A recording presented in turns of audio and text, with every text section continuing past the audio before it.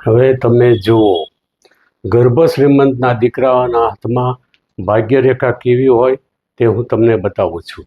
દાખલા તરીકે મુકેશ અંબાણી, તો જુઓ તેની ભાગ્યરેખા ચંદ્રના પહાડ ઉપરથી નીકળી ગુરુના પહાડ ઉપર જાય છે. આવી રીતે આવા લોકો ગર્ભ શ્રીમંત હોય છે. તેની બુધ રેખા પણ પાવરફુલ હોય છે. તેની સૂર્યરેખા પણ પાવરફુલ હોય છે. અંગૂઠામાં ચક્ર હોય છે. એટલે મુકેશ અંબાણીને વહુ નીતા અંબાણી પણ ભાગ્યશાળી નસીબદાર છે. સૂર્યની આંગળીમાં ચક્ર થાય છે. અહીંયા ત્રિકોણ અને ચોરસનું ચિહ્ન બને છે. અહીંયા ત્રિકોણ બને છે એટલે મોટો ચોરસ થઈ ગયો.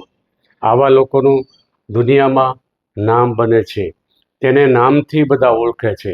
મુકેશ અંબાણીનું નામ પડે એટલે બધા તરત ઓળખી જાય છે. તો સૂર્યના પહાડ ઉપર ત્રિકોણ ચોરસ બનતો હોય તેવા લોકોને બધા નામથી ઓળખે છે. તેઓ જન્મજાત કરોડપતિ હોય છે. હવે તે દાનવીર પણ છે. પૈસાની સાથે સાદાઈ અને દાનવીર પણ છે. તો તેના હાથમાં આવી રીતે ગુરુ વલય બનેલું હોય છે.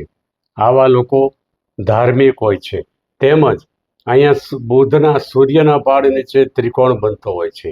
આવા લોકોને અઢળક સંપત્તિ મળે છે. તેમજ આયુષ્ય રેખાના મૂળમાં પ્રવાસ રેખા, વિદેશ રેખા આવી રીતે પડેલી હોય છે.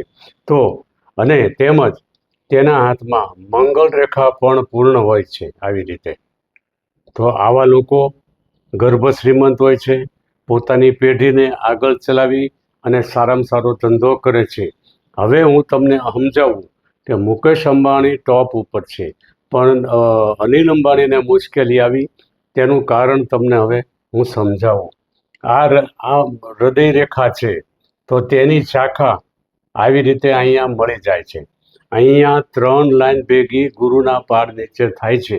તો ગમે તેવો ચમરબંધી હોય તેને જીવનમાં એકવાર પછડાટ આપે છે. ધ્યાન ન રાખે તો ક્યારે તકલીફ આપે? જ્યારે ભાગ્યરેખા, સૂર્યરેખા, બુધ રેખા નબળી પડે છે. આયુષ્ય રેખા ઉપરથી અને ભાગ્યરેખા ઉપરથી તે નક્કી કરી શકાય છે કે તેને ક્યારે તકલીફ આવશે. જય મહાદેવ.